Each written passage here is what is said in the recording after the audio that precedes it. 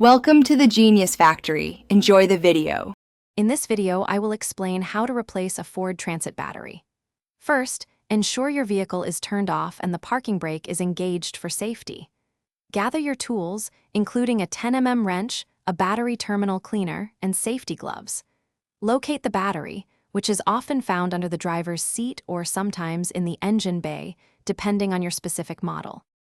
Now, let's disconnect the old battery. Always start by loosening and removing the negative terminal cable first. This prevents accidental short circuits. Then, proceed to disconnect the positive terminal cable. Be very careful not to let the wrench or cable touch any metal parts of the vehicle. Finally, remove any clamps or straps holding the battery in place. With the old battery out, it's time for the new one. First, clean the battery tray and the terminal clamps thoroughly with a wire brush to ensure good contact. Carefully place the new battery into the tray, making sure it's seated firmly and securely. Now, connect the positive terminal first, then the negative terminal, tightening both connections securely. You're almost done. Double-check all connections to ensure they are tight and secure, and confirm the battery is stable in its tray.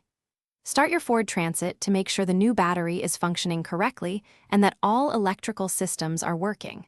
For more great deals, including a link to the new Kindle Paperwhite, check out the description below. This simple replacement can save you time and money.